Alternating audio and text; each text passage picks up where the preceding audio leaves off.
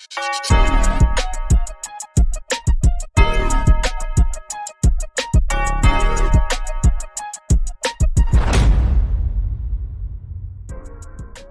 right, y'all, this is a new SEC podcast. I'm Randall Ledet Jr. We got Hunter Ziesman here, and we got an extra special guest this episode for our Texas A&M for South Carolina preview. Many of you may know who he is. Some may be new to learning who he is, but Drew Tamu, welcome to the show. Drew, tell us about everything you got going on your channel with Texas A&M coverage and how you're feeling about this season coming into this game against South Carolina. Yeah, thanks for having me, y'all. Yeah, I have a great time covering A&M. We talk all things Aggie sports, a lot of college football overall, but obviously we stick to the Aggies. It's been a special year for A&M. You know, I was telling these guys that I started doing this in 2022 when times were not so great. So I'm very much enjoying every step of this 2025 season leading into the South Carolina game. But yeah, y'all can follow me YouTube at Drew Tamu, like it says on the screen. Same place on X at Drew Tamu.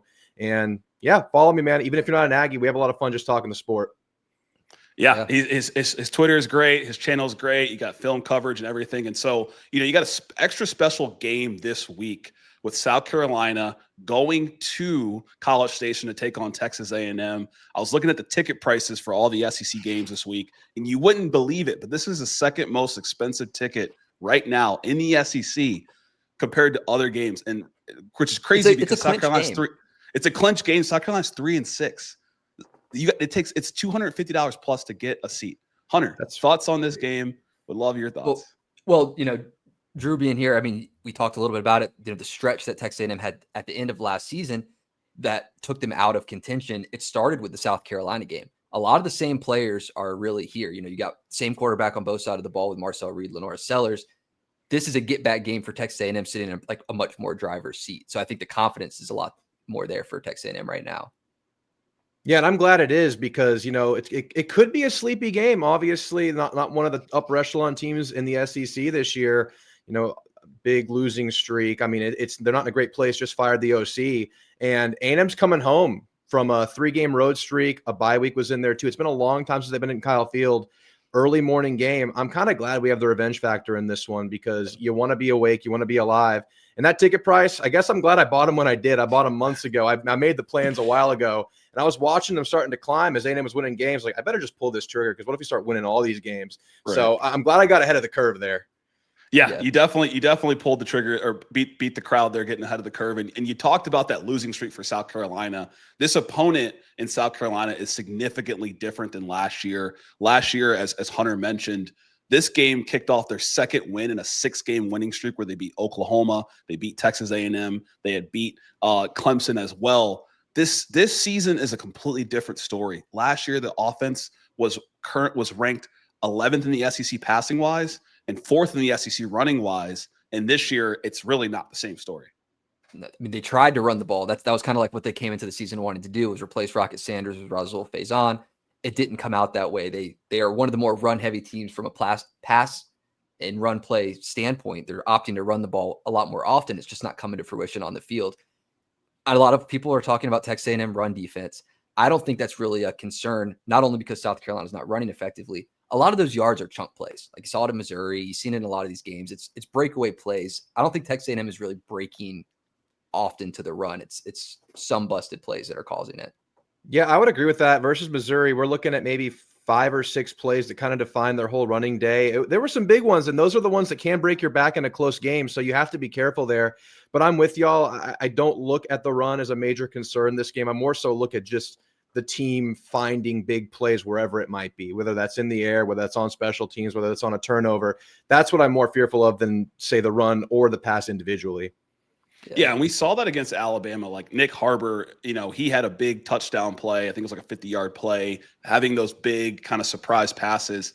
Again, for South Carolina, last in the SEC right, or 15th in the SEC right now in passing yards per game with 183.6, and they're last in the SEC in rushing yards per game. So completely different than Missouri, who's first in the SEC in rushing yards per game. Completely different opponent.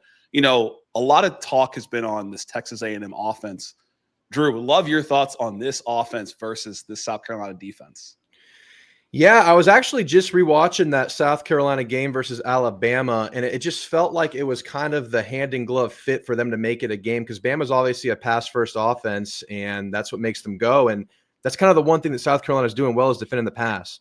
So with A&M, a lot of versatility. They can beat you however they need to beat you in a game. They could do it balanced. They could do it run heavy. They could do it pass heavy. So I look at this South Carolina defense that has not stopped the run well this year. And I just see an ability to run the ball in a variety of ways, whether that be the end around game, whether that be between the tackles. And we all know Le'Veon Moss not coming through that door this weekend, probably not for a couple more weekends.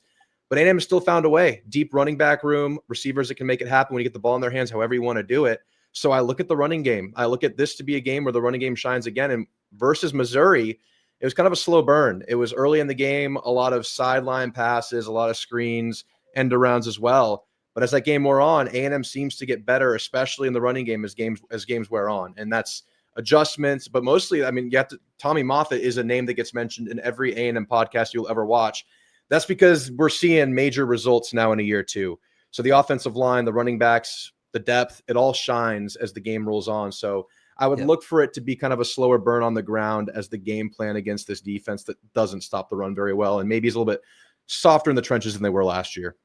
Yeah, and you see the games that have gone on, it has been A&M slowly taking control. They've always been in the driver's seat in a lot of these games, whether it's Missouri, Mississippi State.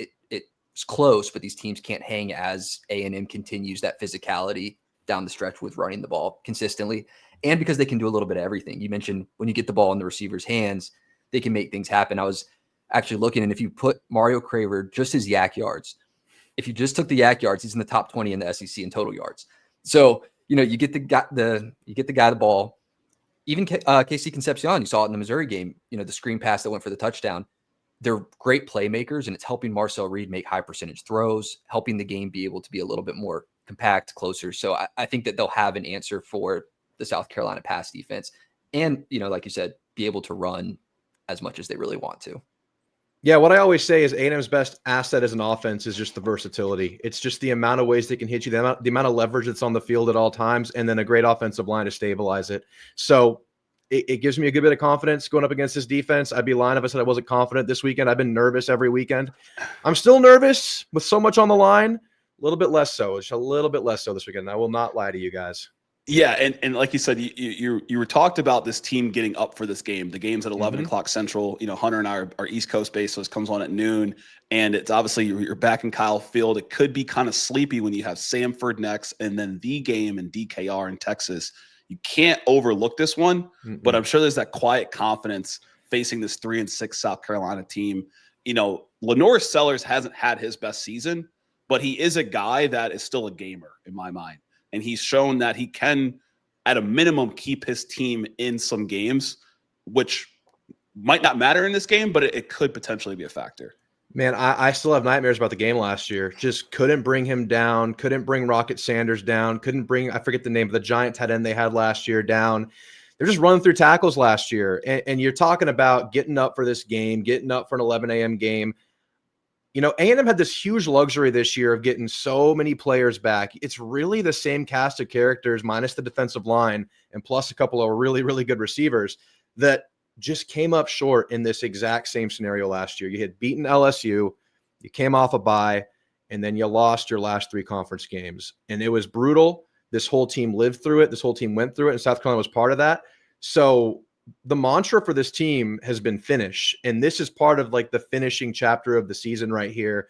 And it gives me some relief in that this is a sleepy spot, that you have that when you look in the mirror. Like, you just went through this and didn't do it. Plus now, I mean, they're smelling blood, right? I would think they're smelling blood. I would think they realize they're going to where no Aggie team has gone before, at least in decades. And I would hope that's enough to fuel them in a game where they should leave no doubt. I'm really hoping there's no, Lenora Sellers running free early in the game, because a guy like that can be the great equalizer. He hasn't really gotten it going this year, but he has that within him. I mean, he obviously has all the tools. He's obviously a hoss to bring down. He's missed a lot this year. Surprisingly, look at the Ole Miss game, how many, just balls he just egregiously missed. And they're there at times. We just can't let them be there. So got to contain them, got to tackle them. And that's the task this weekend. Don't let those big quirky plays get you. Yeah, and we've been talking every week about interim head coaches because there's been so many of them just around college football in general. And in this one, like you said, they fired the OC, Mike Shula, out. Now they bring up the pass game coordinator to call plays in this game. I don't know if that comes in as a factor where, A&M doesn't have the same film. Do they shift things around? The issue with it all is no matter who you have calling plays and what plays you're calling, it doesn't necessarily fix any O-line problems. And the Texas A&M D-line has been kind of eating, for lack of a better term, especially Cassius Howe. I think that they can finish some plays here where maybe last year, some of those got loose. I think that this A&M team is good at finishing plays on defense right now. Yeah, I would definitely agree with that. And yeah, it'll be interesting to see coming off of a bye week, the coordinator shift and all of that. Obviously, you can't overhaul an offense in the middle of a season. You're not going to change the whole thing, but we'll see if they prioritize things differently, if they lean maybe more into their strengths. We'll see about that. But yes, of course, chomping at the bit to get after this offensive line. That'll be both physically and with Mike Elko's blitz packages, schematics, all the stuff he does at the line of scrimmage that can really mess up an offensive line that isn't playing well, that isn't confident, that isn't maybe calling their pass pros as efficiently as some other groups. So, I mean, we'll see if he gives the same treatment to Lenoris that he just gave to Matt Zollers. That was a very special treatment that he got. He threw a lot at him. Welcome. Yeah. So welcome to the game, young man. That was kind of what it was. And, Matt Zollers will be fine. He's a young quarterback, but that's what you did. And, you might be looking at that O-line the same way you're looking at a Matt Zollers, kind of like, can we just mess this group up where we know they're weak? Can we take advantage of this? But of course, I always say this, no matter what you're trying to target in an offense, these are talented teams. You don't want to overextend. You don't want to get reckless. You just want to be disciplined, because that has been what's gotten A&M in the past. There's a little bit of lack of discipline in the rushing lanes, maybe being in position where you can get tackles for losses, but overrunning things, maybe taking bad angles every here and there. So we're going to try to keep it cool. We're going to try to keep it collected, but we are going to try to get after this struggling offensive line for sure. It's definitely a target. I look at Cassius Howell in this game, but a couple of defensive ends are coming on. Look out for Marco Jones, the freshman defensive end, who's getting more reps as this season goes on. Look at Damian Sanford, the linebacker, who they use in a lot of their blitzes, who has been thrust into action because of Scooby Williams going down. And we might get Scooby back, we might not. That's a day-to-day thing. There's a lot of players that have a lot to show, I think, still going forward in the season. I've always said this defense is going to be a work in progress, really struggled down the stretch last year. But I said early in the season, this would be a unit that plays its best football late. And while it wasn't a perfect game against Mizzou, it was certainly good enough to hold a team that's good at running the ball to 17 points and really mess up a young quarterback. So I'm hoping they can do the same thing again and keep getting better at this critical point of the year where you're trying to peak going into the home stretch here. Yeah. Yeah. So, I mean, it's really important for them to, like you mentioned, use this game to really fine tune everything. I think I saw a Missouri offensive lineman quote and say he felt that A&M knew the plays. To me, that tells me a lot about film study. It speaks to what Torian York on this team has been able to do. And so their defenses look great. Their offenses look great. They're 6th in the SEC right now in passing yards per game. They're 3rd in the SEC in rushing yards per game. Ruben Owens is big in there. It's the SEC. So South Carolina is a respectable team. I want to make sure that the fans that watch our show, they understand that they still have a shot in this game. But it really is ultimately the word you brought up earlier for A&M, which is finish. Got to finish the season. And so when we think about how this game finishes, what do you think are the final keys, Hunter, for this game and kind of your overall prediction? I think you got to figure out how you're going to stop any Lenore Sellers rushing attack. The best games that they've played this year, 12 rushing attempts for 98 against Kentucky, 16 for 80 against Alabama. If his legs get going, that's when the game starts to get a little bit tricky. We talked a little bit about that, how you shut that down. I think that's a key for South Carolina, seeing how they, can maybe incorporate that. Also tackling, behind the line of scrimmage, there's a lot of screen plays. There's a lot of short routes because of the ability that Texas A&M has out of the slot. How do you tackle and keep that in front of you? That's kind of the way I see here for South Carolina to make an impact is to affect those two areas.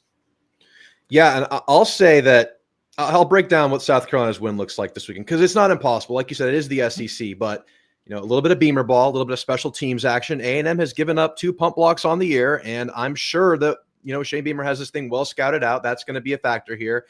Fakes, blocks, punt returns. That's got to be part of this equation for them.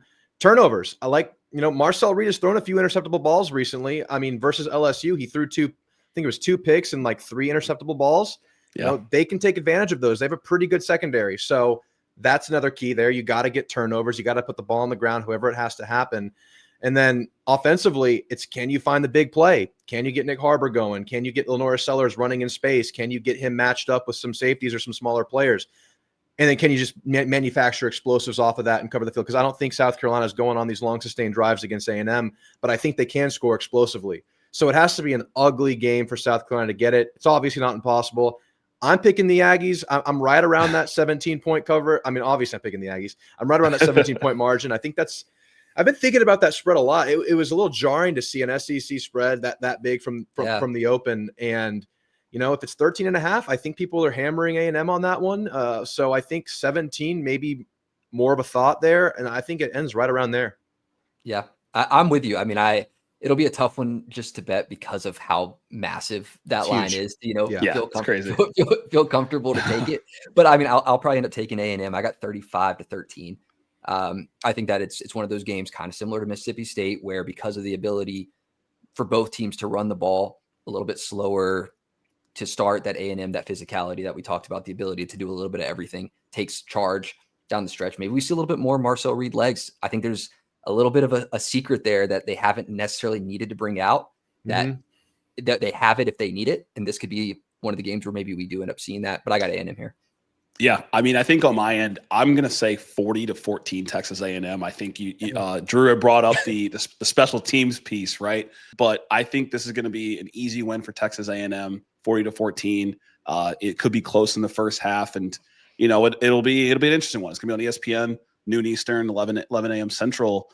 And then we published a video kind of talking about the college football playoff scenarios.